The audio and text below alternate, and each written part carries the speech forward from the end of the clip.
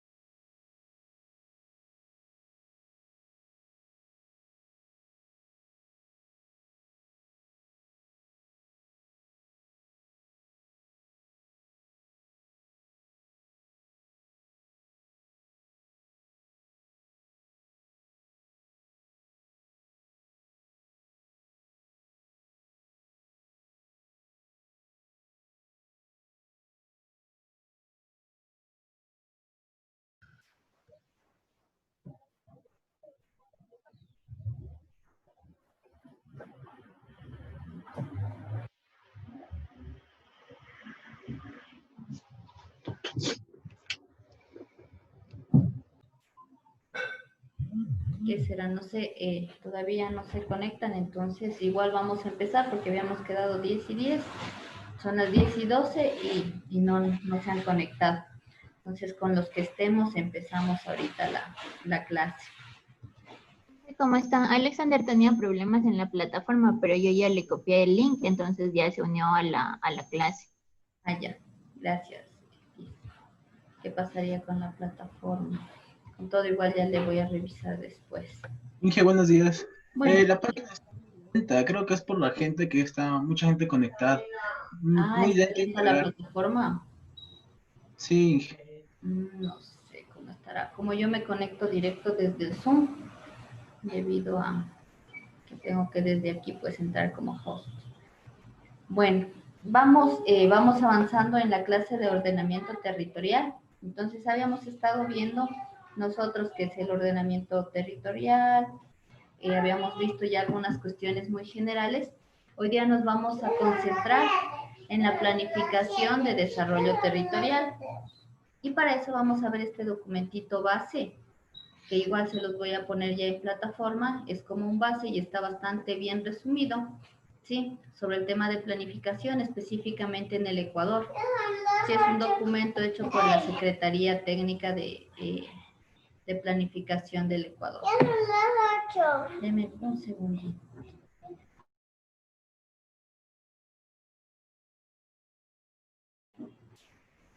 Ya, disculpen, lo que pasa es que me vinieron a visitar mis sobrinitas, entonces andan por aquí jugando. Eso.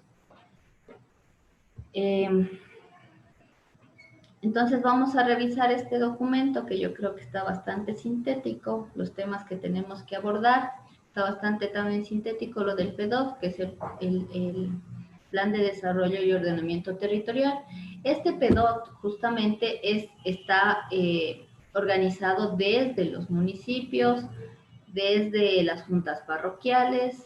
Todas las instancias que hemos visto en las anteriores clases tienen como esta, ¿qué será? Obligación, ¿sí? De elaborar un plan, ¿sí? Del desarrollo y ordenamiento del territorio una vez que, digamos, están en funciones, etcétera, y también tienen la obligación de ejecutarlo. No es que solo hago un bonito plan y ya, sino que también ellos tienen que ejecutar, es decir, realizar todas las acciones que están en este plan de desarrollo territorial. Entonces, ya desde la Secretaría Técnica, lo que nos dicen es que el ordenamiento territorial, o como ellos lo definen, es un proceso para organizar actividades y recursos. Cuando hablamos de recursos renovables y no renovables en el territorio, ¿sí? Y esto se hace en función de la estrategia del desarrollo socioeconómico. En nuestro país, ¿cuál creen que sea la estrategia de desarrollo? ¿O cuáles son las estrategias que proponen? Aquí en el Ecuador, Uh-huh.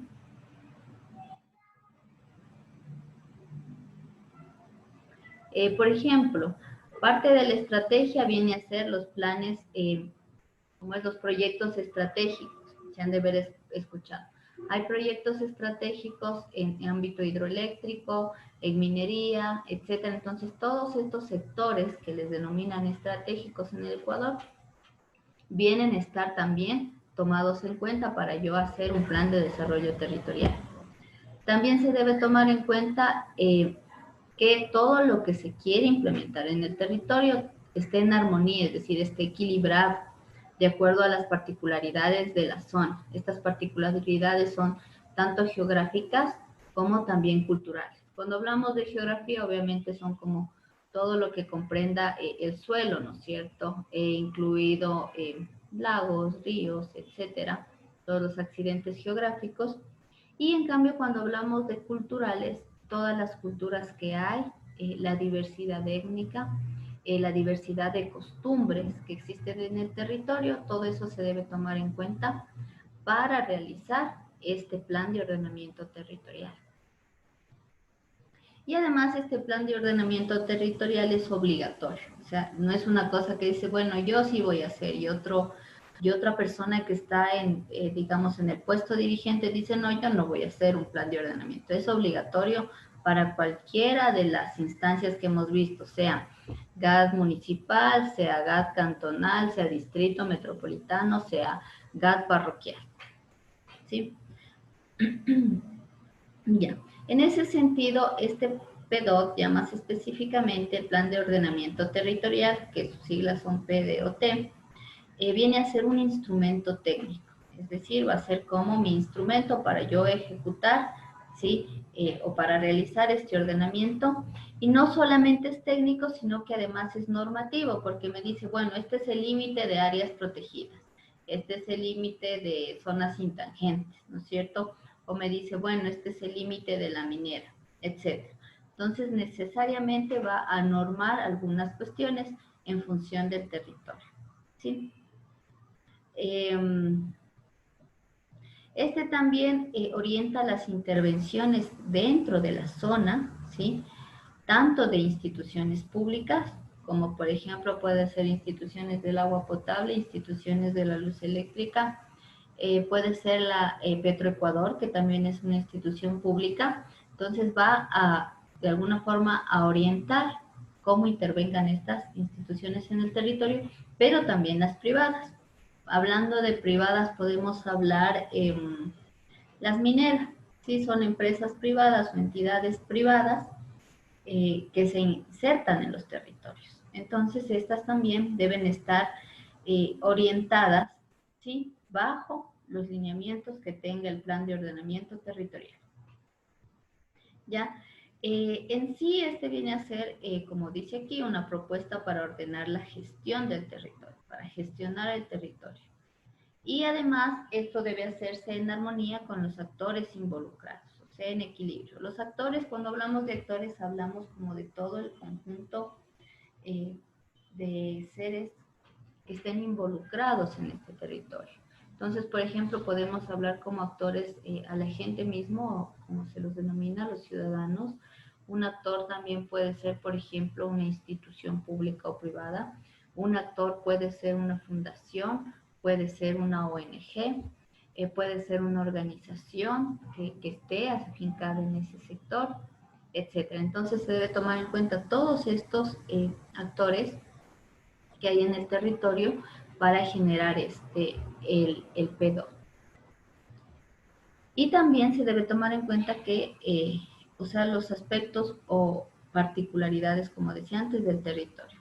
También el P2 viene a ser, esto es importante, un instrumento político, ¿sí? Es un instrumento político. ¿Por qué decimos que es un instrumento político? Porque obviamente va a estar alineado incluso a un plan de gobierno o a un plan de forma de Estado, etcétera, ¿sí?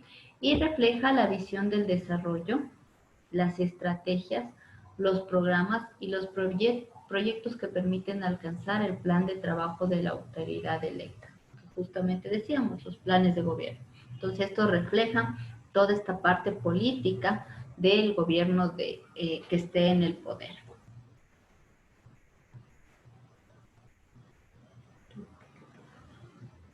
Ya, entonces aquí igual vamos a ver cuál es la importancia de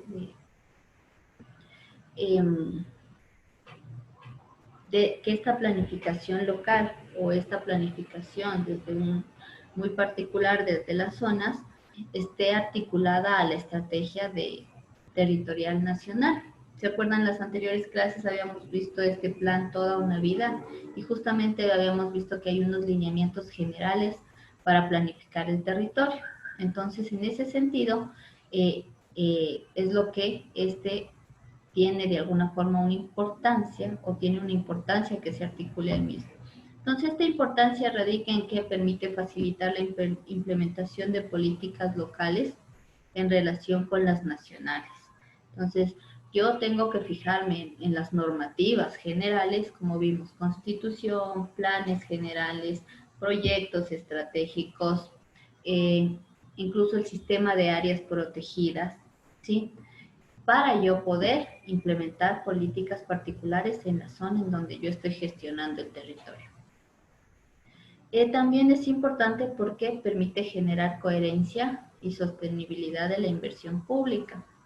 Como ustedes saben, a nivel nacional hay un presupuesto, ¿sí? Que de alguna forma se obtiene cada año y este presupuesto es distribuido a lo largo del territorio. Para algunas obras es distribuido para educación, para salud, para el tema de agua, alcantarillado, etc. Entonces, es necesario, ¿sí? O este P2 necesita estar alineado con la estrategia territorial nacional para también, de alguna forma, tener o el fondo que vaya a esto sea también el adecuado. También es importante porque permite utilizar sostenible y responsablemente los recursos territoriales. Ahora, en este punto sí tengo yo una observación. O sea, sí suena bonito, pero ya en la práctica hay recursos que no son usados o no son manejados o planificados dentro de un PDOC de forma sostenible o responsable. ¿Sí? Nosotros vemos como el tema, por ejemplo, de los impactos de petroleras o el tema del Yasuní mismo, que está colocado dentro de esta área protegida, está colocado una plataforma petrolera. Entonces, vemos que en realidad muchas veces priman algunas otras cuestiones más que el tema sostenible, porque bien o mal, la extracción de recursos también genera impactos. También es importante porque permite promover el desarrollo equilibrado y complementario de los asentamientos humanos, es decir, que los asentamientos humanos puedan desarrollarse de forma equilibrada, se complementen unos con otros, digamos que coexisten, que pasa mucho aquí en el país, coexisten en algunas zonas, por ejemplo, comunidades Shuar con comunidades colonas, ¿sí? Entonces debe promoverse un desarrollo que genere un equilibrio entre estas dos, y las dos puedan complementarse o colaborarse y no pase lo que a veces vemos, hay territorios en donde hay disputas sobre el tema del territorio entre colonos e indígenas a veces, por una cuestión de reclamar como tierras. Entonces, el desarrollo territorial debería tomar en cuenta estas particularidades para que todo sea equilibrado y se complementen las diferentes culturas incluso. Y también es importante porque permite asegurar el desarrollo sostenible con un enfoque de gestión de riesgos y desastres. Esta parte de gestión y riesgos y desastres es sumamente importante. Veíamos que en las clases hay zonas en donde los fenómenos naturales podrían generar un desastre, ¿no es cierto? Entonces hay que evitar, ¿sí? O hay que por lo menos minimizar el riesgo y los impactos que pueda haber. Y en ese sentido se debe planificar el territorio, de acuerdo a su particularidad y en función de evitar los riesgos para los seres humanos. No sé si hasta ahí tengan algún comentario o pregunta. No, Inge. No. Ay, Ya, perfecto. Déjenme ver, parece que los compañeros escribieron. Inge, parece que es un problema de la plataforma, pero ya les pasé el link igual del Zoom, a ver si es que ya se conecta. A ver si van por Zoom mejor. Listo.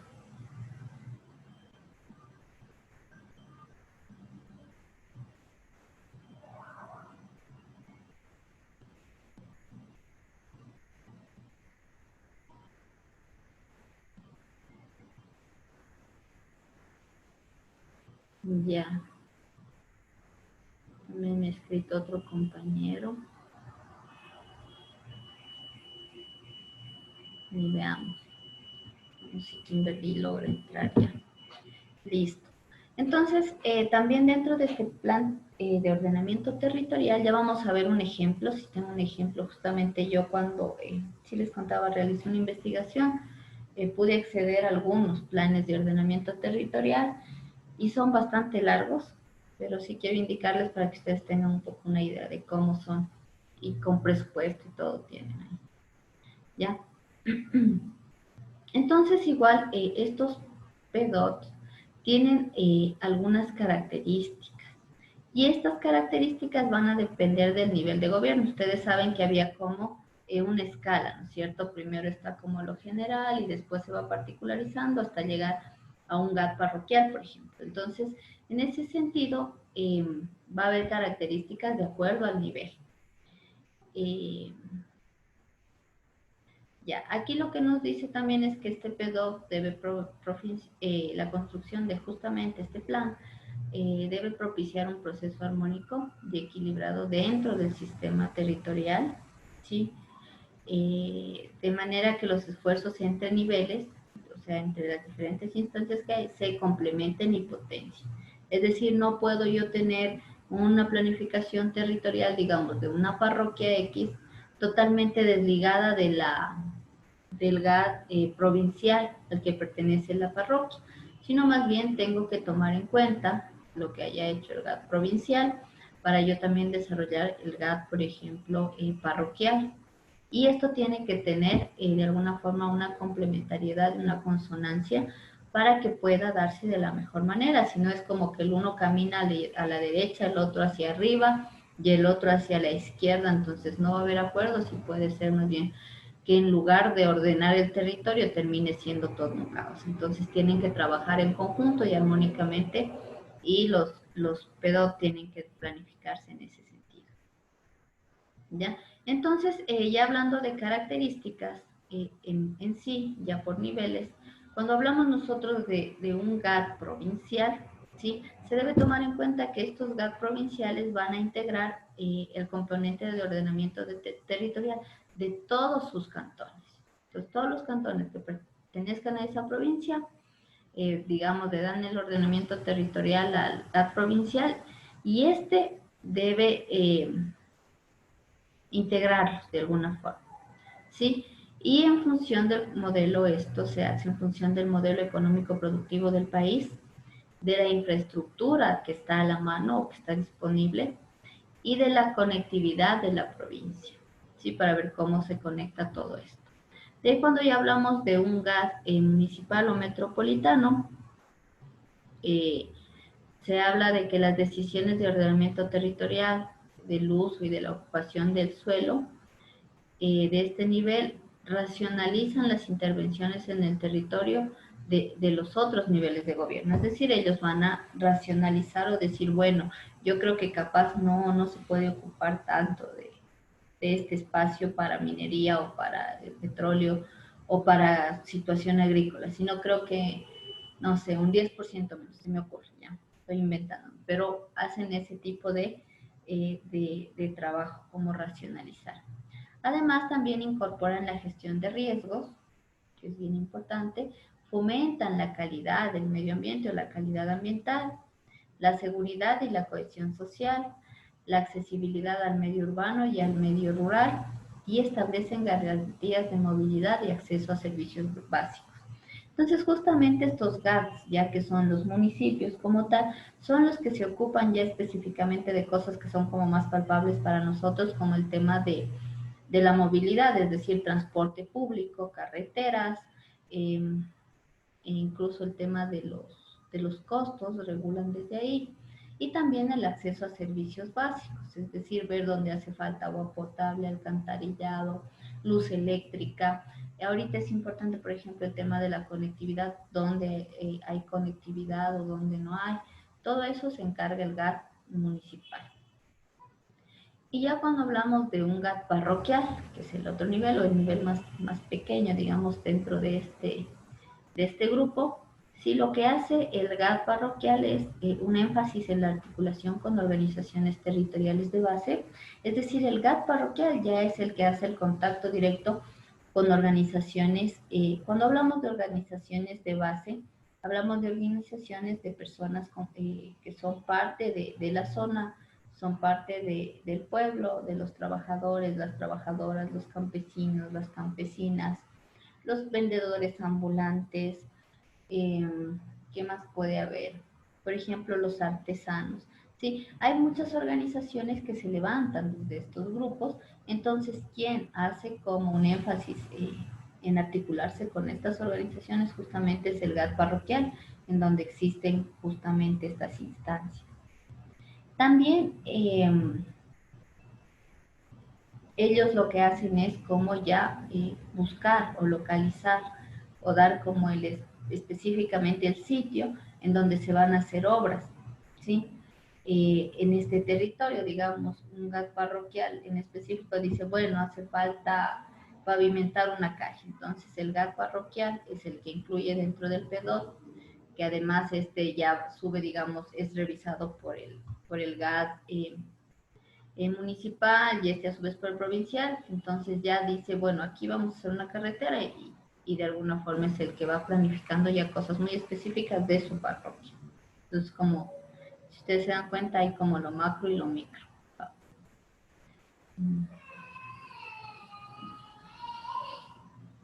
Ya.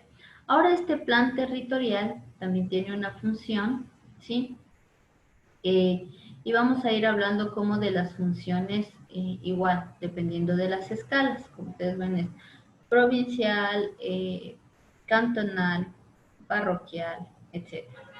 Entonces, la función del Plan de Desarrollo de Ordenamiento Territorial provincial es justamente articular, ¿sí?, entre el ordenamiento territorial cantonal y parroquial rural con lo que pasa a nivel nacional. Entonces articulamos lo que pasa a nivel de cantones, cada uno de los cantones que maneja esa provincia, con también lo que está pasando en las parroquias rurales, y esto a su vez voy revisando que esté alineado, ¿sí?, a las cuestiones ya generales o nacionales. ¿Sí?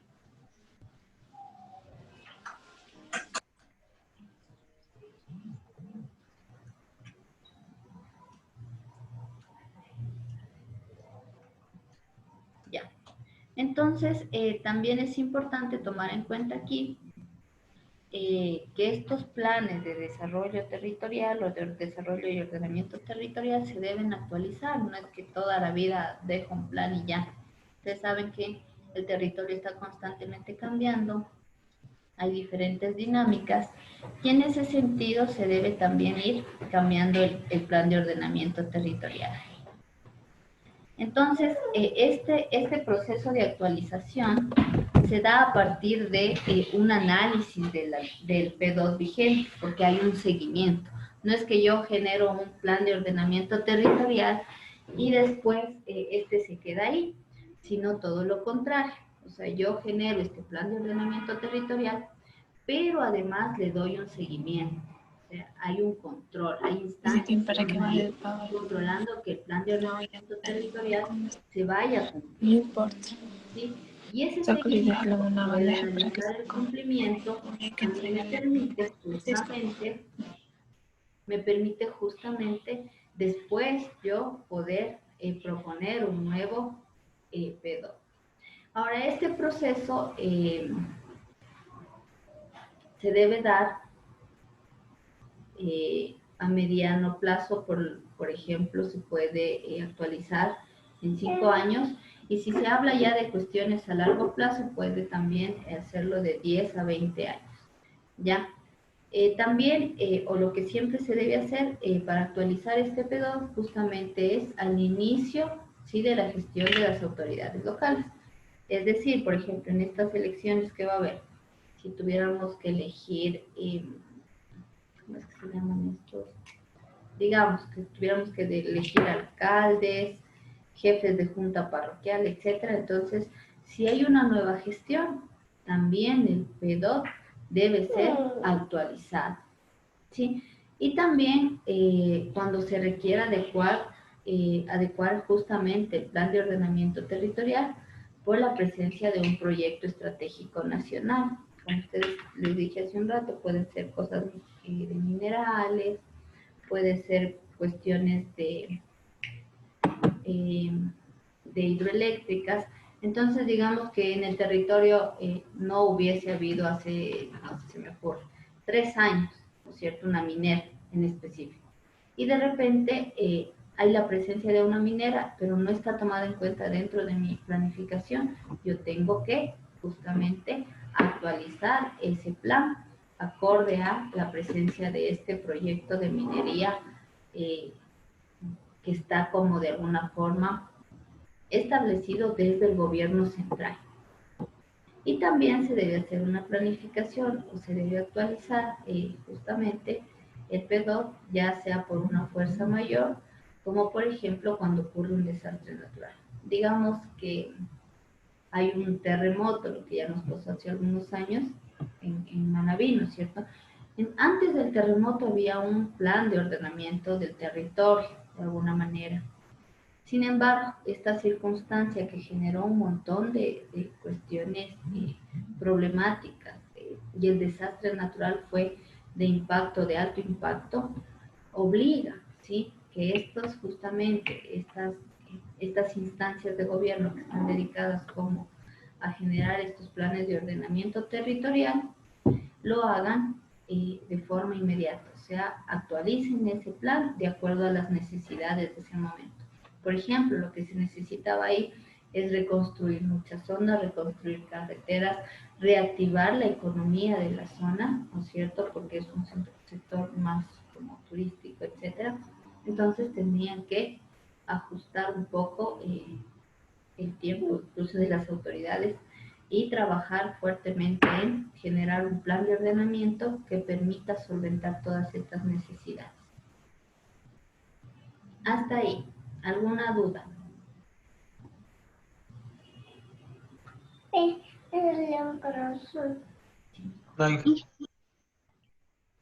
Alice. No, sí, sí. El caso de Manaví que usted mencionaba, ahí, ¿qué se hizo o qué se tendría que hacer para, cómo sería, para nuevamente ordenar la ciudad? Porque se destruyó, o sea, la mayoría, casi en su totalidad en ciertas partes. Claro, o sea, ahí yo me imagino que lo que hicieron las autoridades, digamos, el plan era uno, lo cambiaron totalmente porque tenían que tender a, como decía en un momento, tener un plan de ordenamiento del territorio, primero de reubicar a familias, porque muchas de ellas perdieron todo lo que es todo, o sea, en sí todo, porque perdieron la casa, las cosas. Entonces se debían generar o se debía poner dentro del plan, por ejemplo, lugares para reubicación de familia. Se debería poner igual lugares para atención médica, yo creo, pero eso ya son decisiones como más inmediatas incluso.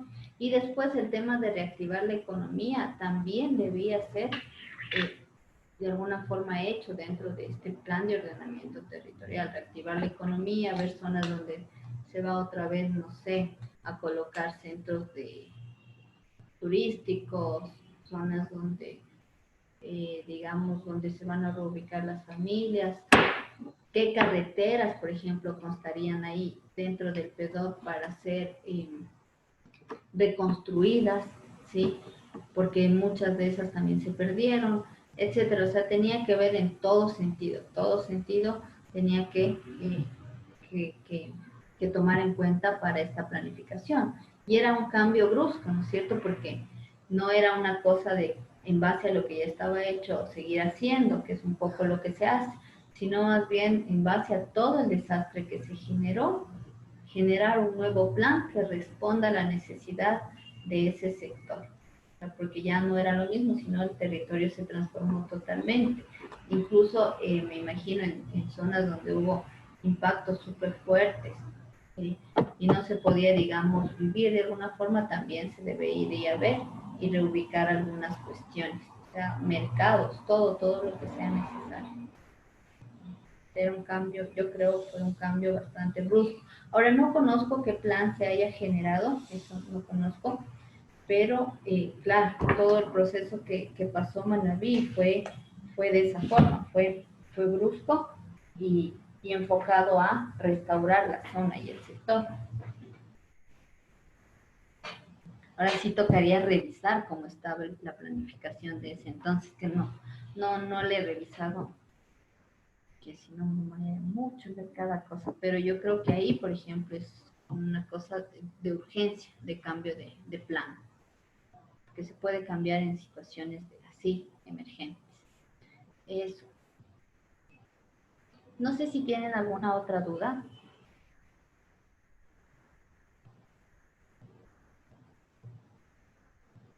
Ya.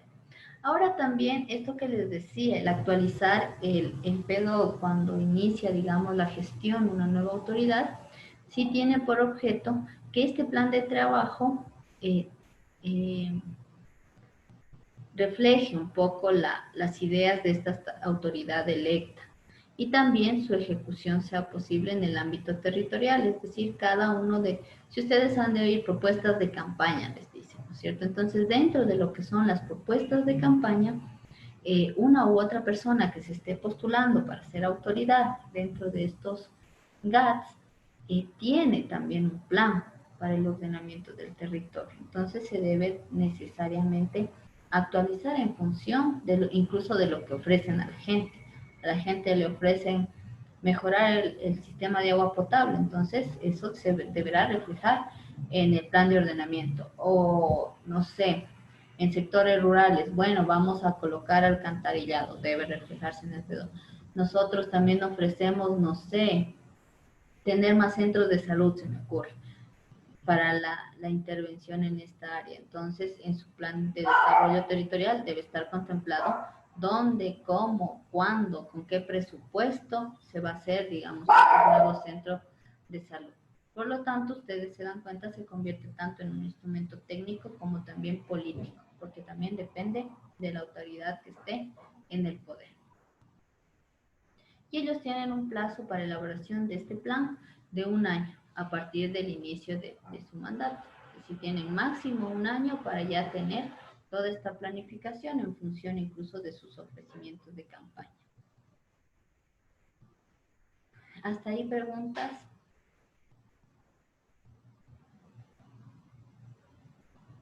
No, hija. Perfecto. Ya, ahora un plan de ordenamiento territorial también debe tener, ¿no es cierto? Debe contemplarse dentro de este contenidos mínimos. Ya, estos contenidos mínimos ustedes los pueden encontrar igual en el Código Orgánico de Planificación y Finanzas Públicas, en el artículo 42, por si nos queda como dudas, podemos ir al artículo 42 y ver cómo las directrices desde ahí. Y un poco para resumir, lo que debe contemplar, por un lado, es un diagnóstico estratégico, ¿sí? Que se refiere un poco más a un modelo, o se hace en relación a un modelo territorial actual, ¿sí? Este diagnóstico debe ser como de carácter estratégico, es decir, aquí se van a colocar las estrategias que se van a implementar para que ese PDOP se cumpla, ¿sí? Y muestra en sí la situación que atraviesa un territorio, el tema demográfico, cuando hablo de eso hablo de la población, ¿sí? Y también identifica las potencialidades que pueda tener ese territorio. Digamos, bueno, hay un sector y dicen, su potencial es turístico, entonces en mi plan de ordenamiento yo, en función de este potencial turístico, voy a decir, bueno, aquí vamos a colocar, ¿qué puede ser para el tema del turismo? No sé, se me ocurre ahorita, aeropuertos, terminales terrestres para que llegue la gente, zonas donde sea como una zona de diversión incluso, o puede contemplar también, dependiendo, ¿sí? del tipo de turismo que se quiera implementar, diferentes cosas. No sé, un puente colgante, depende cómo lo vean como en ese sentido. Y también debe tomarse en cuenta o debe aquí señalarse, digámoslo así, deficiencias o carencias que tenga la zona. Digamos, las carreteras son muy malas, ya entonces yo debo poner las carreteras se encuentran en este estado, entonces eso a mí me va a permitir de alguna forma ver cuál es la necesidad y cómo yo voy a operar también. O falta, por ejemplo, agua potable, digamos, en una zona rural, entonces en función de eso yo voy a tomar, o las autoridades más bien deberían tomar decisiones. Ya, por otro lado debe tener la propuesta. Entonces, primero hay un diagnóstico estratégico, dependiendo del modelo de zona que ustedes quieran, el modelo de ciudad, el modelo de parroquia, etcétera. Después, en función de todo lo que yo ya identifiqué, debo decir, bueno, mi propuesta es esta, ¿sí? Y voy a decir, bueno, este es el modelo que yo presento para el territorio en sí, ¿sí? Y en función de eso voy a decir, bueno, aquí pongamos mejorar las carreteras, aquí pongamos otra cosa, y así sucesivamente. Y esto debe estar de alguna forma implementado para alcanzar la visión de desarrollo y como en plazos o en escalas de plazo. O sea, pueden haber cosas que diga, bueno, a corto plazo voy a hacer esto, porque se puede hacer y es real. A mediano plazo, porque ya es un poco más grande la obra, digamos así, voy a hacer esto. Y a largo plazo es este otro asunto. Entonces, por ejemplo, aquí algo de largo plazo es el tema del metro, ¿no es cierto? No fue una cosa que construyeron de hoy para mañana, sino que ha sido un proyecto de largo plazo que debe estar reflejado en el plan de ordenamiento territorial. Sí, porque es un espacio que se está generando o se está ocupando para una u otra cosa, o en este caso del metro, para generar este sistema de transporte que, si bien es cierto, es subterráneo, las salidas, ¿sí? O donde va a haber como estas acumulaciones de gente, no son subterráneas, sino superficiales, entonces debe haber una planificación del territorio para que no haya un caos en el espacio, por ejemplo, cuando digamos, la gente se baje en una u otra parada. De ahí también debe contemplar un modelo de gestión, ¿sí? Es decir, van a contemplar las estrategias y los procesos para implementar lo que yo dije que voy a poner o lo que está en mi modelo. Voy a hacer un parque, voy a hacer carreteras, voy a poner un metro. Debe haber cómo voy a generar eso. O sea, debe haber cómo voy a obtener los fondos, debe generarse cómo voy a realizar, cuánto presupuesto voy a necesitar, todo lo que ya se necesita para hacer o para hacerla, realizar o ejecutar ya las acciones concretas en el territorio. Hasta ahí, de estos contenidos mínimos del plan estratégico, diagnóstico, propuesta y modelo de gestión. ¿Alguna duda? Inge, una pregunta. Claro. Con, con respecto, por ejemplo, a Plaza Foch, yo he visto que hay hasta viviendas ahí alrededor de discotecas, o bueno, no tan cerca, pero están ahí. ¿Es considerado mala planificación territorial eso? ¿O es que es una planificación ya hecha por el municipio y es algo que, por decirlo así, aceptaron los vecinos de ahí del lugar? Me dijo que había que. Viviendas. Yo he visto viviendas, hasta lugares de alojamiento. No sé si no sea correcto estar ahí al lado de una discoteca o al frente, pero no sé. Por eso le pregunto, dije. Por el ruido. ¿Es exacto? ¿Es una mala planificación eso? ¿O es una planificación que fue hecha acorde, o sea, como un acuerdo entre las personas que vivían ahí con el municipio? Puede haber las dos cosas en realidad, porque por ejemplo puede ser que las personas estuvieron de acuerdo porque lo que les permite generar una zona así es plusvalía, ¿no es cierto?, a lo que tienen ahí, digamos, a su casa, entonces no se oponen.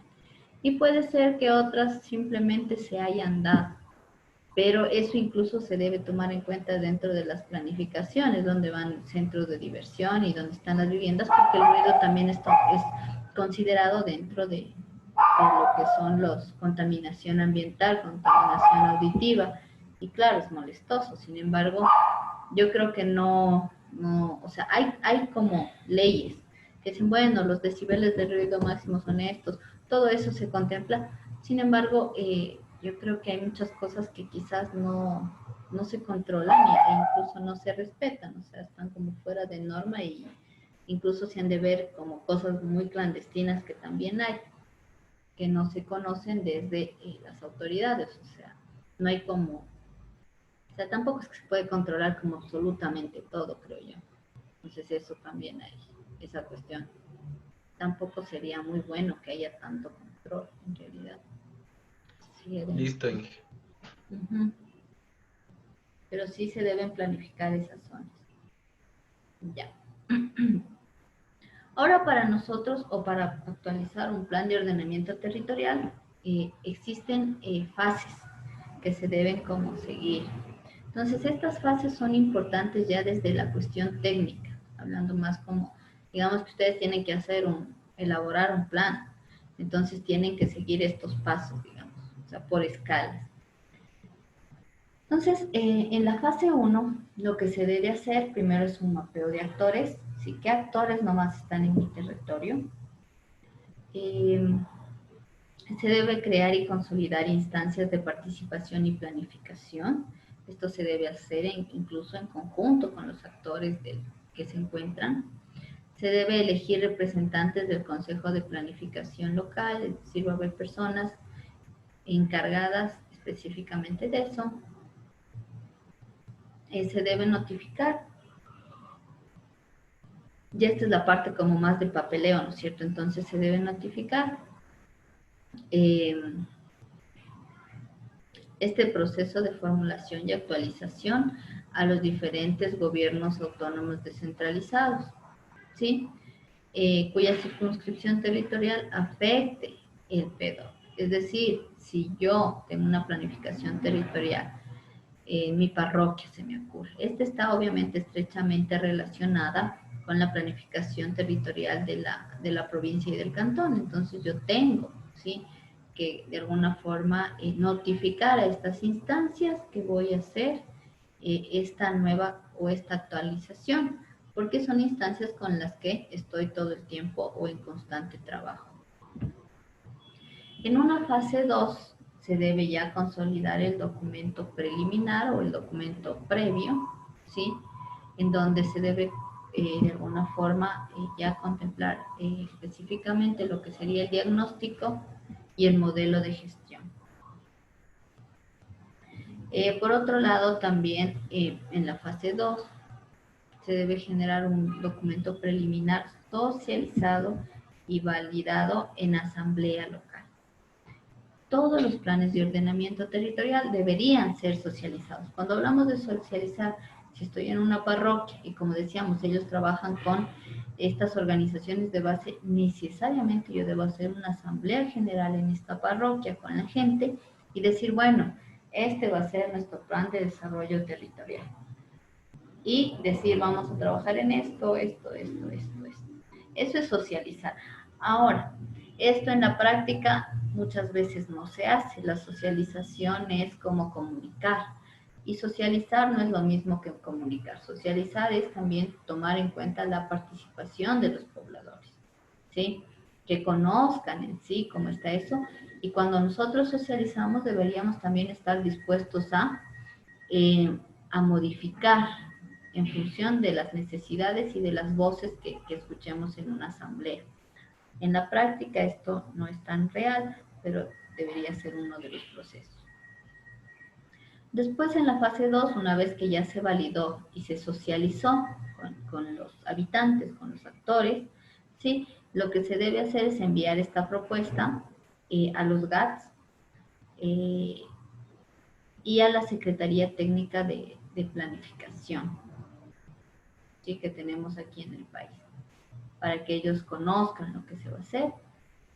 Y también difundir el PDOT en la página web del gobierno autónomo, una vez que ya se hace toda esta fase 2. Y en la fase 3, si ya hay una resolución favorable del Consejo de Planificación Local sobre las prioridades estratégicas de desarrollo, es como que nosotros ya podemos también como estar más tranquilos, porque este consejo justamente dijo, bueno, ya, aceptamos de alguna forma. Y en la fase 4 ya es una fase de aprobación y vigencia del plan de ordenamiento territorial, y esto se va a dar o se va a revisar desde un órgano legislativo provincial. Entonces, cuando ya se apruebe, yo ya puedo también empezar a ejecutar, y si es vigente también puedo yo seguir ejecutando las diferentes actividades y acciones contempladas dentro de mi plan de ordenamiento territorial.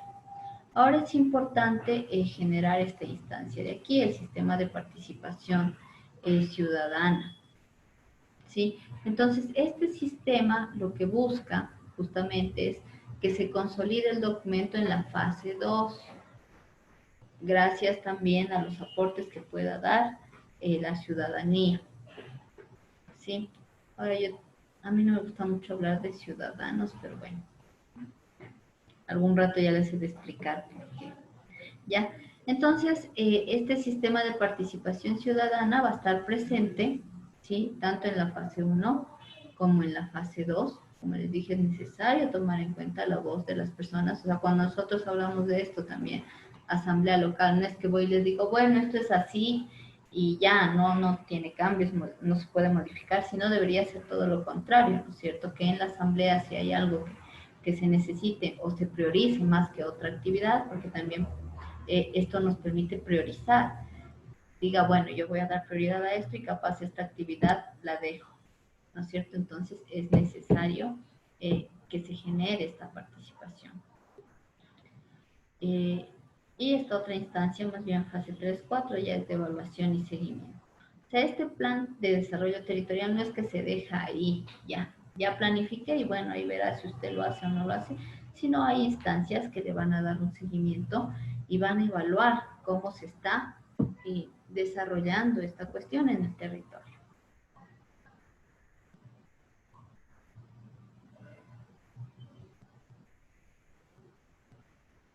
Ya. Ahora también existen algunos pasos para institucionalizar el proceso de planificación y ordenamiento territorial del nivel provincial. Cuando hablo de institucionalizar es que entre incluso dentro de normativas, decretos, ordenanzas, etc.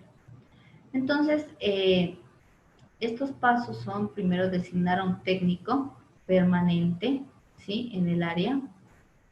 Se debe alinear la programación y ejecución de recursos financieros. Es bien importante el tema financiero a la gestión integral y consecución de objetivos y metas del plan de desarrollo.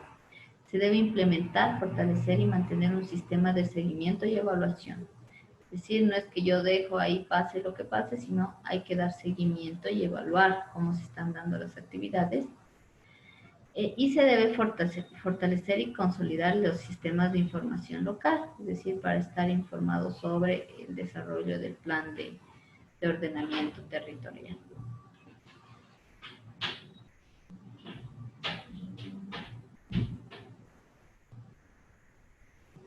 Ya, ahora dentro de los GAD provinciales hay instancias que se dedican justamente a esta planificación. Estas instancias son el equipo técnico permanente, que es un grupo, obviamente, un equipo, por eso dice de personas encargados, ¿no es cierto?, del proceso de formulación y actualización del plan. También está el SPC, que era lo que hablábamos hace un rato, el Sistema de Participación Ciudadana, ¿sí?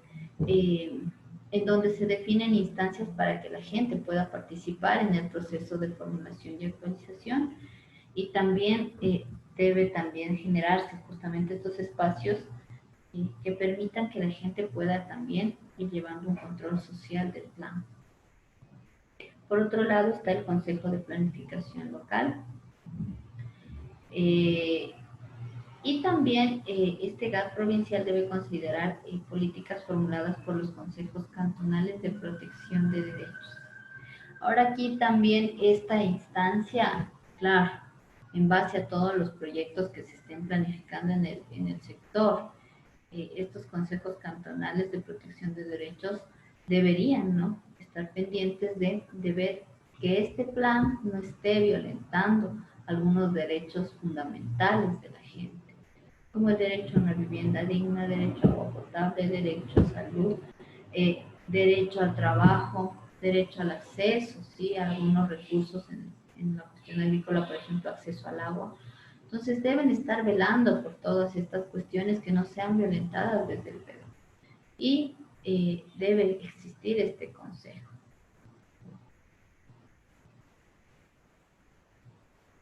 Ya. Ahora el GAD provincial, estamos más en el GAD provincial, tiene como competencias específicamente de este. Entonces, una de esas es planificar la planificación del desarrollo provincial y formulación de planes de desarrollo de ordenamiento territorial. Tiene también o su especificidad también debe estar en el tema de sistema vial en el ámbito provincial.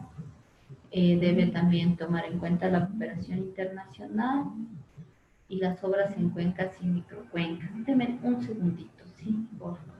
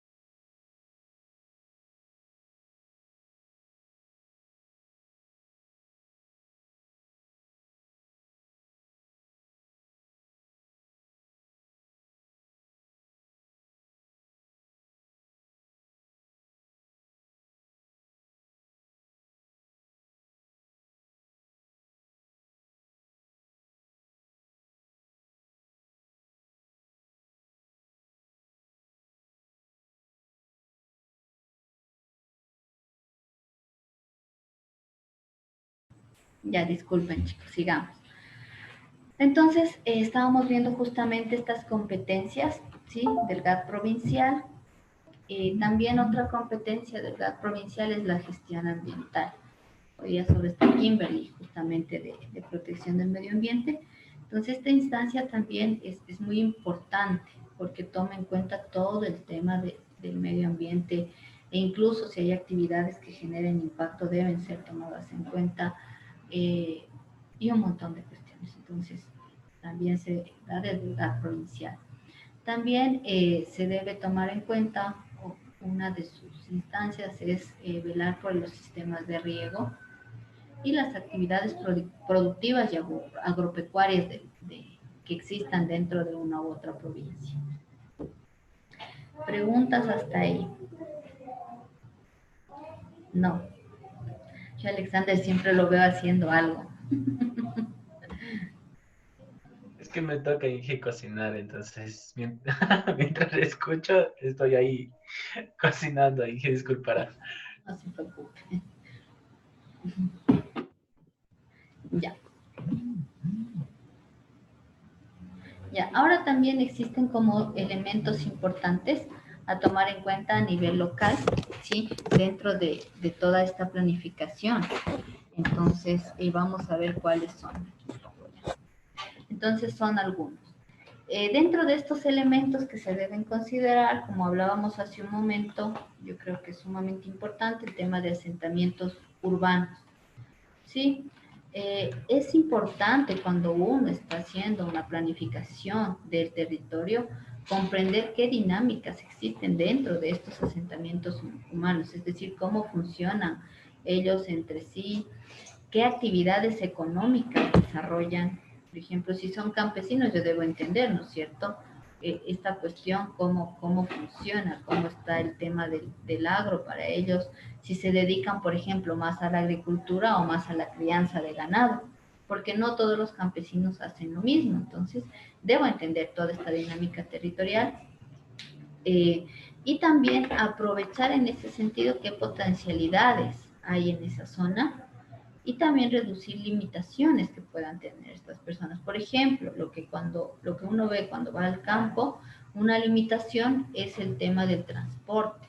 Entonces, deberían las autoridades encargarse de reducir limitaciones en este tema y generar mejores sistemas de transporte, no sé, hacer más buses, mejorar temas de carreteras para movilidad, etcétera. ¿Ya? Y en ese sentido lo que se debe hacer es identificar y analizar la información relevante, ¿sí? Sobre el lugar en donde están justamente establecidas estas poblaciones. Hablaba hace un rato, información o cuestiones relevantes son infraestructura vial, flujos de movilidad, accesibilidad. Cuando hablo de accesibilidad, no solo es accesibilidad, yo que sea transporte, sino accesibilidad a sistemas de salud, accesibilidad al tema de agua potable, alcantarillado, luz eléctrica, internet, todo eso es accesibilidad y todo el equipamiento de servicios que haya o no haya en la zona, ¿sí? O que no haya para estos asentamientos humanos. Yo he tenido la oportunidad de conocer incluso comunidades en donde, por ejemplo, el acceso a la luz es muy limitado porque no tienen justamente estos cables, estos sistemas de luz eléctrica. Entonces, ahí, dentro de los planes de ordenamiento territorial, se debería tomar en cuenta este asentamiento humano que no tiene luz o que no tiene agua potable para ahí implementar cuestiones necesarias para que estos asentamientos humanos puedan en realidad mejorar sus condiciones de vida. Y ahí se deben tomar en cuenta los ODS, ¿sí? Que son los Objetivos de Desarrollo Sostenible. Estos no vienen dados desde aquí, desde el país, sino más bien estos están dentro del marco de una agenda que está proyectada hasta el 2030, ¿sí? Desde los países que son miembros en las Naciones Unidas. Entonces ahí hay algunos objetivos de desarrollo sostenible, o los ODS, que se deben tomar en cuenta en los planes de ordenamiento territorial y que tienen de alguna forma el objetivo de poner fin a la pobreza y al hambre. Ahora sí, eso sí es como bien bien complejo porque, claro, como les he dicho, muchas veces en papeles, en convenciones, etcétera, hay cosas que suenan muy bonito, pero en la práctica, ¿cómo se va a dar o qué se va a hacer para eso? No hay cuestiones como, yo creo, radicales para erradicar justamente estas dos cuestiones, la pobreza y el hambre, y también disminuir las brechas de desigualdad entre los países y construir sociedades justas, pacíficas e incluyentes. Es bien bonito como suena, que además protejan derechos humanos y promuevan la igualdad de géneros y se comprometan en la sostenibilidad ambiental. Es decir, el tema del ambiente es muy importante, es una cosa que debería atravesar todo esto. Sin embargo, yo creo que en la práctica no es tan así, o sea, porque en papeles sí hay muchas cosas que suenan bien, pero en la práctica, ¿cómo pueden hacer los países para justamente eso? O sea, hablamos, por ejemplo, en el Ecuador, este tema de dar fin a la pobreza y al hambre. En el momento que estamos, por ejemplo, es bien complejo. O sea, primero ya teníamos situaciones de pobreza y hambre en el país y de desigualdad un montón. Viene el COVID y eso se acentúa aún más y con una deuda externa súper fuerte y con gobiernos corruptos. O sea, es una combinación de cosas que existen que yo creo no permitirían dar fin a la pobreza. O sea, es como bonito verlo en papel, pero ya en la práctica las condiciones concretas, materiales, las dinámicas del territorio, las diferencias de clase, etcétera, no permiten que se den estos objetivos, que por un lado yo creo sería bueno se puedan cumplir y se puedan tomar en cuenta también dentro de los planes de desarrollo. Y dentro de esto, Ecuador también es un país miembro justamente de estas Naciones Unidas y también participó como en estas convenciones donde se llegaron a estos acuerdos y se ha comprometido, ¿sí? Con implementar y dar cumplimiento desde la generación de una agenda propia, obviamente, del país para llegar hacia estas cuestiones. Espero que veamos que es bien complejo por todas las condiciones. Y lo que se propone es que todo esto se debe dar gracias al esfuerzo de todas las instancias de gobierno que existen, que deberían estar interconectadas, alineadas y sintonizadas, digámoslo así, para saber hacia dónde caminamos. También lo que se debe tomar en cuenta dentro de los PEDOC son los enfoques de igualdad. ¿Sí? Estos lineamientos se emiten desde los consejos nacionales y lo que buscan es generar una igualdad a través de agendas, ¿sí? E incluso incorporar de forma obligatoria la elaboración y dentro de la elaboración e implementación de políticas públicas locales. O sea, este enfoque de igualdad, si yo hago, digamos, una política pública aquí en Quito, debería estar incluido.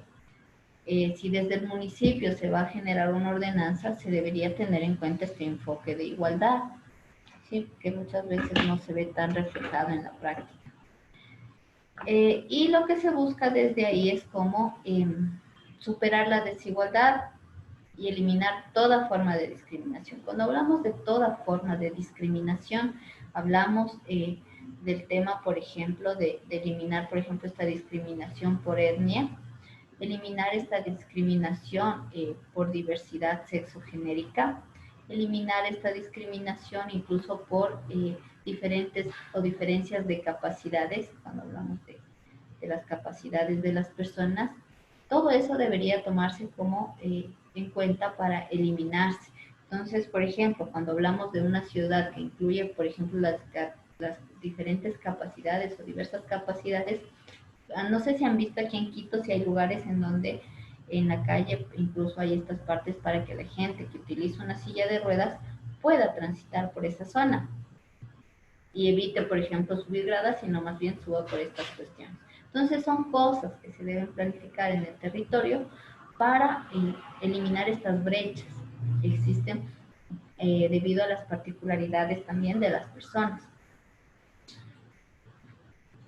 Y claro, y todo esto en función de respetar los derechos que se encuentran en la Constitución. Entonces, en ese sentido, hay también algunos enfoques que se deben tomar en cuenta, ya como cosas específicas o como enfoque, como lo llaman ellos, debe hacerse PEDOTs o planificaciones territoriales con enfoque de género, ¿sí? Entonces, este enfoque de género que hablaba yo hace un rato permite visualizar, reconocer y superar la existencia de relaciones de poder jerárquico y desiguales entre hombres y mujeres que devienen en la imposibilidad del ejercicio pleno de derechos para mujeres y personas pertenecientes a la comunidad LGBTI, o sea, todo lo que abarca este grupo. Ahora, en ese sentido, por ejemplo,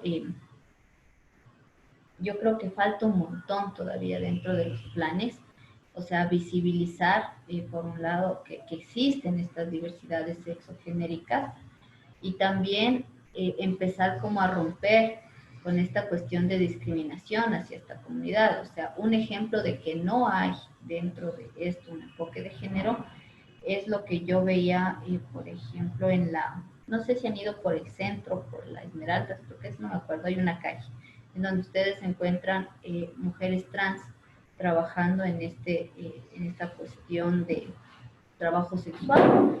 Entonces, ahí vemos que no se toma en cuenta, yo creo, el enfoque de género porque son personas que no pueden conseguir un trabajo en una cuestión distinta y se dedican a este trabajo sexual, que bien es cierto, les pone también a ellos o a ellas en situación también de vulnerabilidad. ¿Por qué lo digo? Porque ustedes van por ese sector y se ve un montón de cosas como extrañas, están expuestos a la delincuencia que puede haber.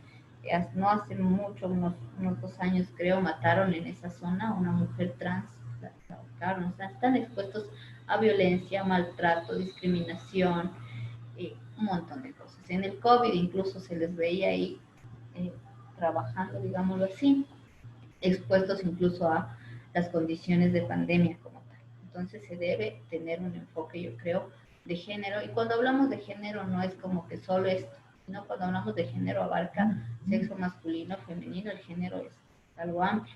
A veces se concentran cuando dicen, bueno, yo sí hice un plan con enfoque de género y solo hablan de mujeres. Eso no es nomás enfoque de género. Enfoque de género es considerar todas estas instancias. ¿Ya? De ahí también debe tener un enfoque intergeneracional. Sí, es decir, reconocer las generaciones futuras, tomar en cuenta estas generaciones futuras y se debe reconocer dentro de esto la protección integral por parte del Estado de los derechos humanos de todas las personas a lo largo de su vida. Es decir, desde las nuevas generaciones, desde los más pequeñitos hasta los ancianos. O sea, yo creo que también en el tema de trabajo con personas, con el adulto mayor, falta un montón, un montón. Ustedes se encuentran con adultos mayores abandonados en la calle y durmiendo a la intemperie, no yéndome lejos, en el centro de Quito. O sea, en la noche, por la basílica un poco, usted se encuentra con adultos mayores en esas condiciones. Entonces, en la planificación territorial no se está dirigiendo, no se está generando un espacio, yo que sé, un asilo para personas adultos mayores en situación de pobreza. Entonces, se debe tomar en cuenta todo esto. También debe tener un enfoque intercultural y plurinacional, es decir, se debe aceptar todo tipo y respetar todo tipo de diversidad identitaria de comunidades. Es decir, si dice alguien, o sea, los shuar, los montubios, en la zona norte están los aguá, todas estas diversidades que hay en los pueblos y cuando hablamos de diversidad también hablamos de sus costumbres, ¿sí? De su forma de vida, de estos pueblos y nacionalidades indígenas, tanto afroecuatorianos, también montubios, ¿sí? Entonces se debe tomar en cuenta todo eso y se debe buscar dentro de esto superar la exclusión y la discriminación hacia estos sectores. Yo creo que es muy fuerte en el país ver que muchos campesinos indígenas viven en situaciones de pobreza extrema. O sea, cuando uno va a zonas como Cotopaxi o Chimborazo, se encuentra con cuadros de extrema pobreza y y viven en condiciones incluso de exclusión y en zonas en donde se los ha desplazado, digámoslo así, a lugares en donde no tienen acceso a un montón de otras cuestiones, como ni siquiera acceso a agua potable, pero acceso a otras cosas. Entonces, es necesario, yo creo, también ese enfoque. También hablando de la discapacidad o de las capacidades diferentes, sí debe haber este enfoque, sí se debe reconocer en ese sentido la condición de cada ser humano, de cada individuo, su individualidad y sus potencialidades y sus diferencias, ¿sí? Y tener un enfoque de, no me gusta mucho esto de los derechos humanos, pero bueno, un enfoque de derechos humanos y autonomía personal. Cuando hablamos de autonomía personal, quiere decir que, por ejemplo, una persona que tiene silla de ruedas pueda circular por una sociedad incluyente, una ciudad, por ejemplo, una ciudad incluyente en donde con su silla de ruedas pueda acceder a cualquier espacio. Sí, hay muchas ciudades que no hay eso. Ahora en Quito sí se ha visto en los últimos años que ya es un poco más incluyente en ese sentido, porque usted encuentra incluso en las veredas estos espacios por donde tranquilamente una persona que usa esta silla de ruedas pueda transitar, subir, bajar, pero hay otros sectores en donde no. Entonces, los planes, construcción de, yo qué sé, de parterres, de carreteras, deberían tomar también estas diferencias que tienen muchas personas.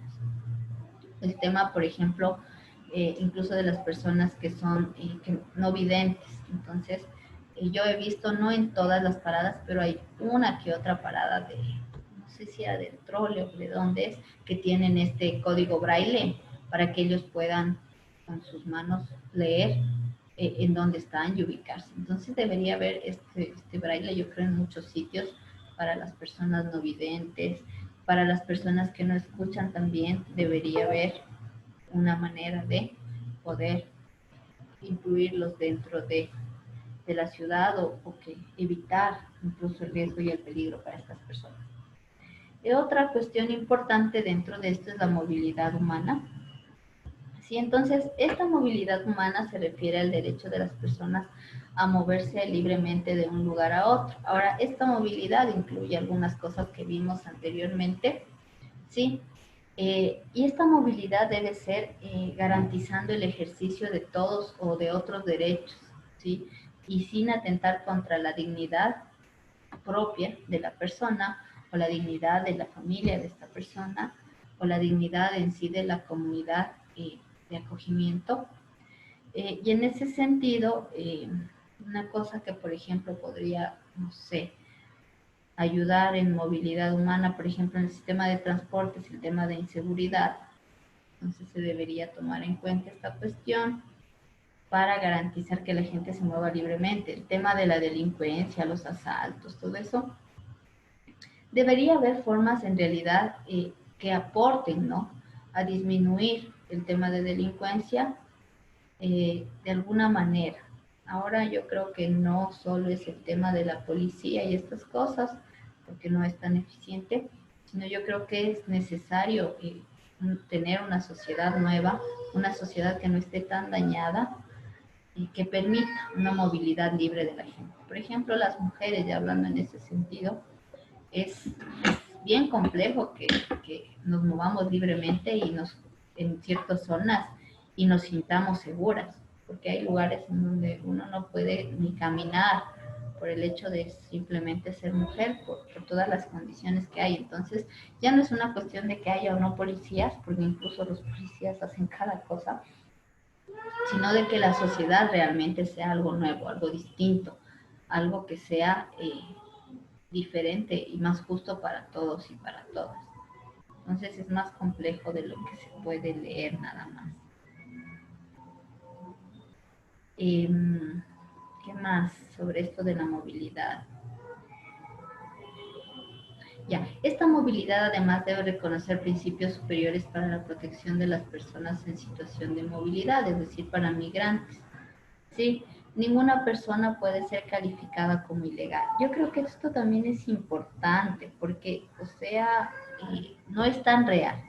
Sí, en nuestro país sí, o sea, es como un poco más fresco el tema de las personas migrantes, pero hay países en donde se los considera ilegales, como el caso de Estados Unidos, Y hay un montón de violentación de derechos a las personas en movilidad por ser migrantes. O sea, no se imaginan todo lo que pasa. Recién nomás veía una noticia de una mujer migrante con sus dos pequeños. Entonces, como iba con un pequeño en brazos y otra nenita también pequeña, jalada de la mano, alguien se ofreció a ayudarle y después esta persona que se ofreció a ayudarle desapareció con su niña. Entonces son cosas súper fuertes y vemos que una persona en situación de movilidad por una condición económica de un país, o sea, de Venezuela estoy hablando exactamente, en donde ya la gente no puede vivir y se muere de hambre y tiene que moverse libre, debería ser libremente, termina siendo víctima, por ejemplo, de un secuestro de su pequeña.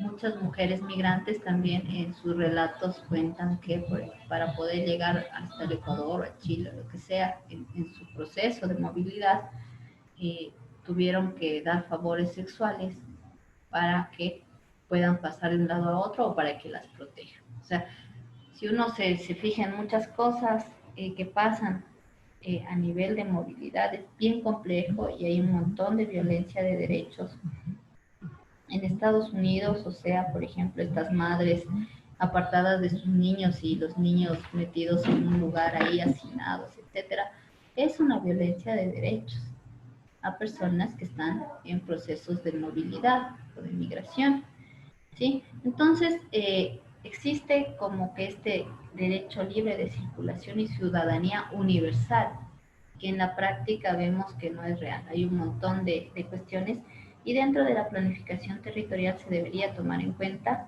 por ejemplo, el tema de construcción incluso de albergues para personas que están pasando por el territorio migrantes, de alguna forma para que tengan, yo qué sé, aunque sea un descanso de todo el trajino, el trayecto o las circunstancias que va generando una migración.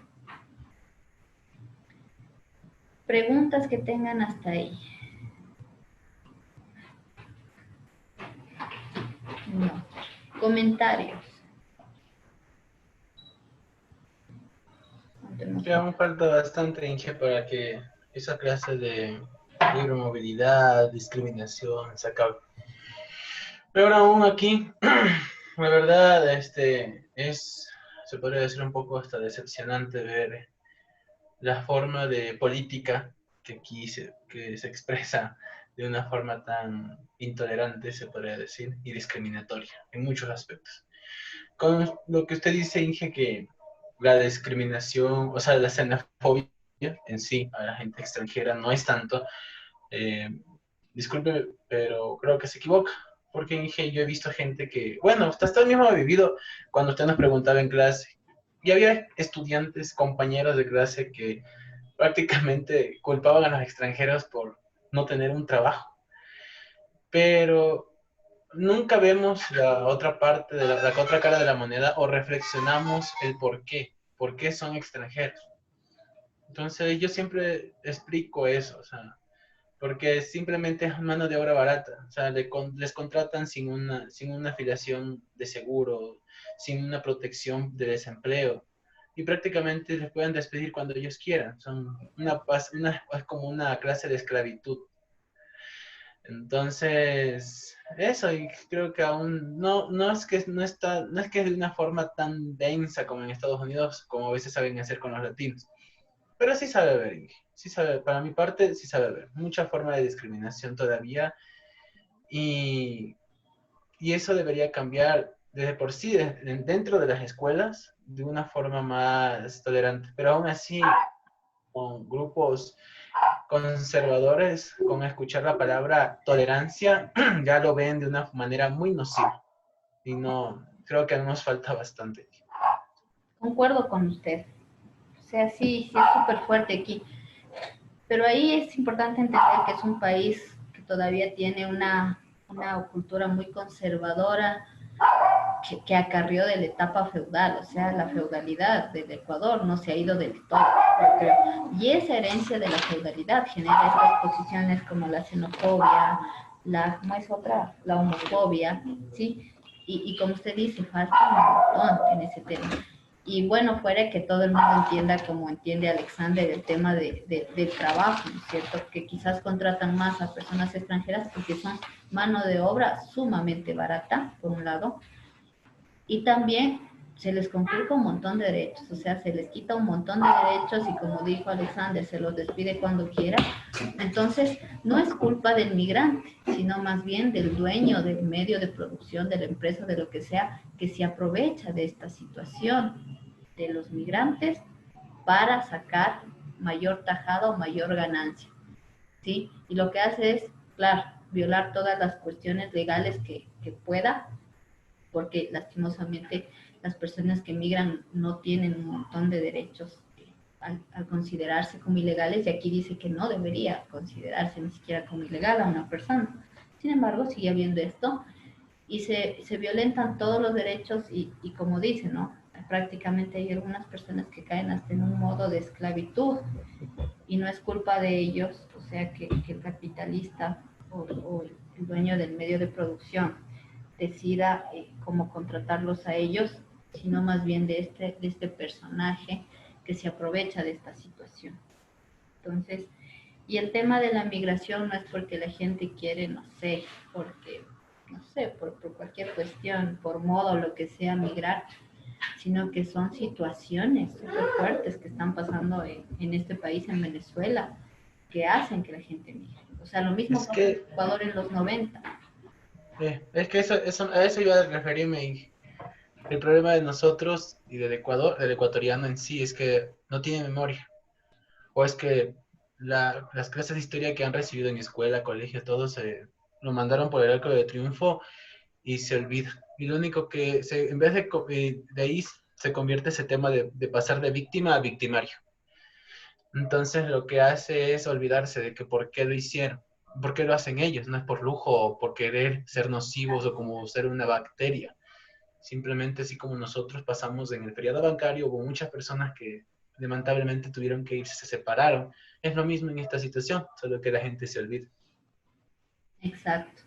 Sí, justamente, o sea, son las condiciones del país, eh, económicas, sociales, que hacen que mucha gente termine en esta situación de emigrar y entre en estos procesos de movilidad humana. Ahora dentro del Ecuador también hay movilidad, o sea, ustedes no sé si se han fijado, pero la gente del campo ha migrado mucho a las ciudades, ¿sí? Y esta migración también ha generado que muchas personas en lugar capaz de mejorar sus condiciones de vida, terminen también aquí en condiciones no tan dignas de vida, y también terminen siendo personas a quienes se les vulneran los derechos. ¿Por qué digo esto? Cuando un campesino migra a la ciudad, migra bajo un ideal de mejorar su condición de vida porque es más desarrollada la ciudad, hay más oportunidad, lo que en la actualidad o lo que en nuestro país no es tan real. O sea, el tema del desempleo, el tema de, de que hay muy poco trabajo, o sea, es muy real. Y mucha gente que migra termina, muchos terminan, digamos, de obreros, no sé, en una construcción, sin reconocimiento de derechos fundamentales, sin igual que un migrante extranjero, prácticamente, explotados y en forma de esclavitud. Muchos otros que en cambio vienen y no logran encontrar un trabajo, terminan también siendo vendedores informales, ¿no es cierto? Y en ese sentido también se violenta un montón de derechos de esta gente porque les roban la mercadería, los golpean, los insultan, los discriminan. Entonces vemos que en esa cuestión no está haciendo un trabajo el municipio a favor de estos sectores que yo sí creo son sectores también vulnerables, sino todo lo contrario. O sea, hay un montón de ordenanzas que criminalizan el trabajo ambulante, sin entender que este trabajo la gente lo realiza por una necesidad material de sobrevivir. ¿Sí? Porque, claro, no es que dicen, bueno, me voy a hacer ambulante porque sí, me voy del campo a la ciudad a hacerme ambulante, no es el plan en general. El plan es, me voy a la ciudad a conseguir un buen trabajo, a mejorar mi vida. Vienen acá y es todo un choque, porque no están así y terminan vendiendo informalmente y sin embargo las ordenanzas salen en contra de estos trabajadores, les quitan los productos, eso es un relajo. Es un bien complejo como a esta gente le han violado un montón de derechos. Entonces vemos que dentro de incluso de las planificaciones del territorio que deberían hacerse en grupos, no se las hace, sino más bien todo lo contrario, lo que se busca es desplazarlos de los espacios a toda costa. Y lo que pasa en el centro histórico es muy claro, un modelo de ciudad que tenemos, una ciudad turística, no sé qué, colonial, ha hecho que la gente que vendía en ciertos sectores del centro sea desplazada. Entonces, bajo ordenanzas y criterios y leyes y normativas que han violado muchos derechos de esta gente, por mostrar una ciudad bonita para el turismo, pero para la gente que vive aquí, ¿qué pasa? Entonces, también es parte de planificación del territorio. Y bueno, avanzando un poco más. Dentro de este tema que estábamos hablando, ¿sí?, de los aspectos que se deben tomar en cuenta, otro de los aspectos justamente es la gestión de riesgos y desastres. Entonces, dentro de mi planificación, yo debo incorporar cómo se va a gestionar los riesgos de desastres, ¿sí?, en los procesos de desarrollo y de ordenar el territorio. O tomar en cuenta esto a mí me va a permitir garantizar el cumplimiento de objetivos, ¿sí?, en todos los niveles, en donde se debe considerar estos factores de riesgo que afectan no solo a la sostenibilidad, sino incluso a los asentamientos humanos, ¿sí? Y esta gestión de riesgo me parece esto es importante, voy a señalarlo, aquí está, sí. Se debe considerar o se debe tomar en cuenta como un eje transversal. Entonces ya no es una cosa que la pongo ahí nomás, sino que atraviesa todo mi plan de ordenamiento territorial. En todos los ámbitos y en todos los aspectos que yo o que tenga el plan de ordenamiento se debe tomar en cuenta la gestión de riesgos. Y esta gestión de riesgos, bueno, termina traduciéndose ya en políticas locales, en objetivos estratégicos, en estrategias de articulación, en gestión de programas y proyectos, en el tema de fortalecimiento institucional y social y en incremento de la resiliencia en la sociedad. ¿Alguien sabe qué es la resiliencia?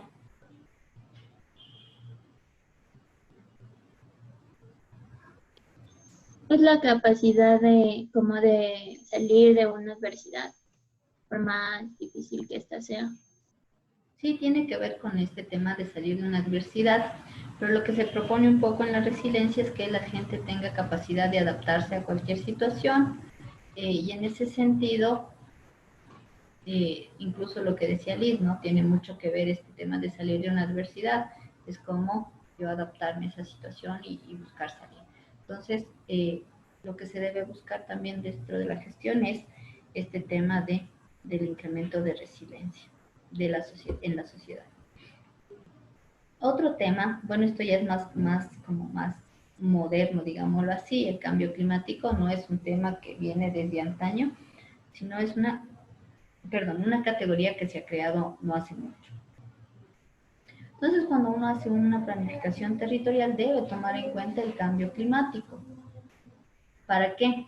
Para implementar medidas de adaptación y mitigación. O sea, adaptarse al cambio climático, que es una de las propuestas que hay, y la otra es mitigar, es decir, generar procesos que permitan de alguna forma como contrarrestar, ¿no es cierto?, todo este cambio climático para de alguna forma disminuir los impactos de las amenazas climáticas. O sea, el cambio climático se refiere a que ha habido una variedad en el tema del clima debido como a todos estos gases de invernadero, la contaminación, el desgaste de recursos, la basura, y eso ha generado que haya una variedad del clima. O sea, ya no es como tan marcado como antes, incluso hay zonas donde, digamos, era más caliente, se hizo más frío, cosas por el estilo. Entonces, se debe buscar mitigar esto. Por ejemplo, una forma de mitigación es generar bosques, otra forma de mitigación es reforestar, yo qué sé, áreas que hayan sido devastadas. Otra forma de mitigación puede ser, ¿qué más puede ser en esto de, ya dije, rebrones? El tema de recuperar ríos, por ejemplo, recuperar zonas, limpiarlas, recuperar, no sé, quebradas, todo ese tipo de cosas tienen que ver con la mitigación respecto al cambio climático. Y también se debe generar como políticas normativas que permitan regular o reducir las emisiones de gases de efecto invernadero. Este efecto invernadero que es justamente que aquí se acumula una especie de calor y genera el cambio climático, etc. Y lo que se debe ahí en ese sentido es reducir los efectos negativos y aprovechar impactos positivos del cambio climático.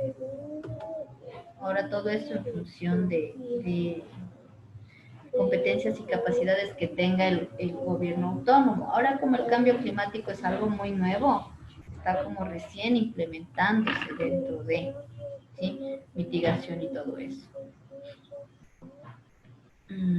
Ahora lo que dicen al implementar un poco el tema del cambio climático en los PEDO va a permitir un desarrollo sostenible, salud pública, salud alimentaria, biodiversidad, calidad ambiental, medios de vida y transición a sistemas productivos sostenibles. Es decir, por ejemplo, si estoy yo planificando un sector rural, debo buscar que de pasar de un sistema productivo, de un cultivo, digamos, contaminante, de usar muchos pesticidas, se me ocurre buscar pasar a unos cultivos más agroecológicos, en donde ya no utilizas agroquímicos, sino más bien cuestiones ya muy, muy naturales y otras muy técnicas también en el tema de cultivos, por ejemplo, sistemas de terrazas, que son como cultivos alternativos, camas biointensivas, policultivos, cultivo hidropónico. Hay un montón de cosas que se podría implementar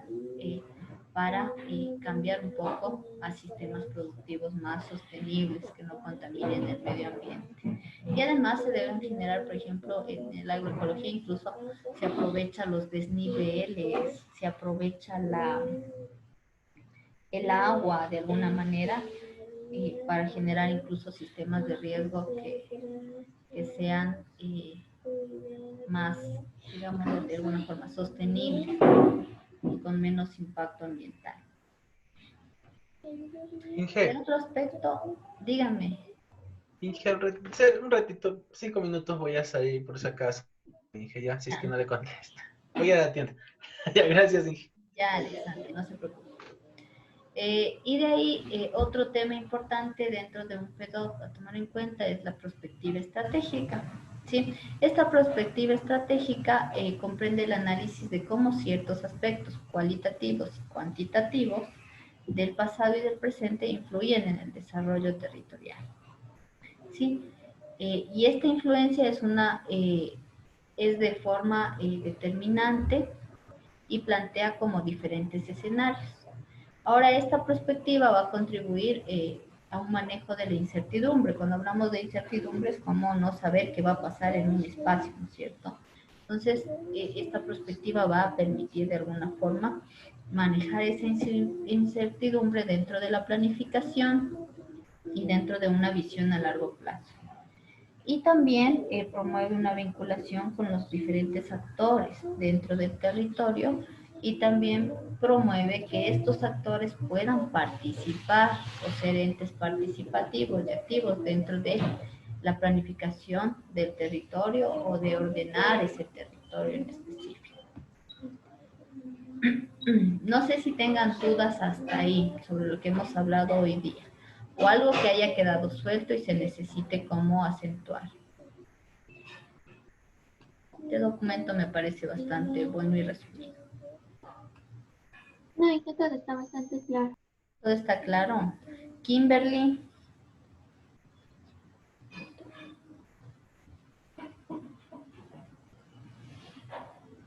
No dice nada aquí. Bueno, Alexander salió. Ya.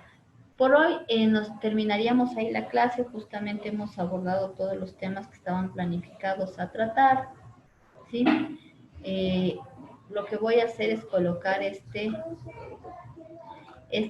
documento, ¿sí? En la plataforma para que ustedes puedan tenerlo, porque más bien es una directriz ya desde la Secretaría de Planificación, entonces ya es específico para nuestro país. Y voy a colocarles una plataforma, puedan revisarlo y decidir cuándo vamos a tener una pruebita, ¿sí? Entonces ya les voy a, el día de mañana, antes de iniciar la clase, vamos a tener como esta discusión para ver qué día podríamos tener una pequeña pruebita hasta este documento de hoy, ¿sí?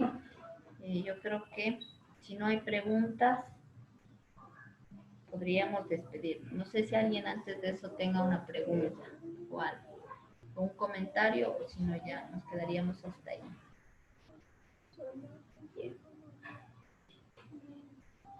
¿No? Y que hacer la prueba sería de todos los documentos que tenemos en la plataforma. De los documentos de la plataforma, las partes en específico que hemos revisado. Por ejemplo, en el COTAD no hemos revisado todo el COTAD. ¿Se acuerdan de ese? Creo que revisamos de la página 121 a la 132. No, de la Constitución fue de la 121 a la 132. Del COTAD revisamos de la 15 a la 36. Además, hemos hablado del ordenamiento territorial en general, que está en unas diapositivas que ya les voy a subir. No las he subido porque quería como completarlas, pero las voy a subir como están. Y además estaría este documento, sí, que ya más está dirigido a la planificación territorial como tal, o al PDO, Plan de Ordenamiento Territorial. De esas cosas abarcaría un poco lo que... Pero de ahí decirles, no, les voy a poner todo lo que diga el COTAD, no, solo lo que hemos revisado, porque sí es bastante largo. No sé si tengan alguna otra duda. No. Ya. Entonces mañana antes de iniciar la clase vemos la fecha de la prueba. Ahora me acuerdo porque yo me suelo olvidar. Ya entonces sin más, por hoy día nos despedimos. Un gusto haber compartido con todos y todas y nos vemos el día de mañana a las 10 de la mañana para continuar con nuestras clases. Entonces una buena tarde y hasta mañana con todos y todas. Igualmente, hija, hasta mañana. Hasta mañana.